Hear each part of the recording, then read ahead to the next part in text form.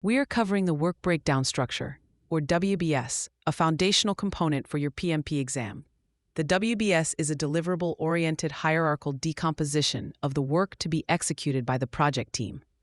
The key technique used to create it is decomposition, which is simply breaking down the total project scope into smaller, more manageable pieces. Imagine your project is to build a new e-commerce website. The first level of your WBS might be major deliverables like website design, front-end development, back-end development, and testing.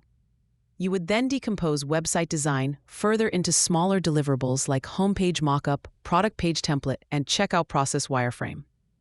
This process continues until you reach the lowest level, known as work packages.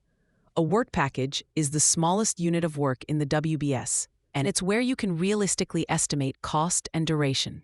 An exam question might give you a WBS and ask you to identify the work package. Remember, it's the lowest level shown for any particular branch.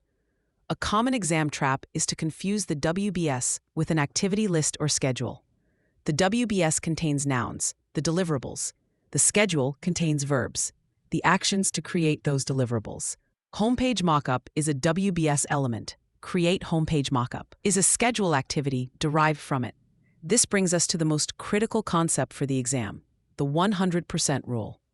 This rule states that the WBS must capture 100% of the work defined in the project scope, no more and no less. The sum of the work at any child level must equal 100% of the work of its parent level. The exam will test this with scenarios where a team member suggests adding a feature not in the scope statement. According to the 100% rule, this would be incorrect as it violates the scope baseline. Conversely, if a required deliverable is missing, the WBS is also incomplete and violates the rule. While the WBS diagram shows the hierarchy, the details are found in the WBS Dictionary.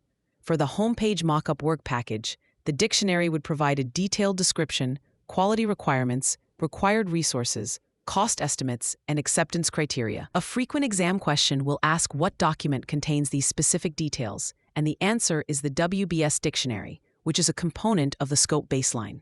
Within the WBS, you will also find control accounts.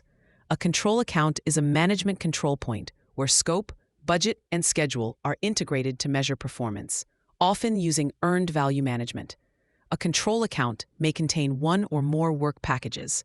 For example, website design could be a control account allowing you to track the combined cost and schedule performance of all its underlying work packages. The WBS is the foundation upon which your entire project plan is built.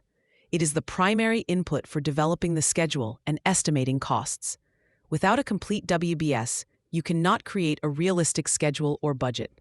A great mnemonic to remember the key components is DWL, 100% coverage, dictates control. This stands for decomposition, work packages, 100% rule, WBS, dictionary, and control accounts.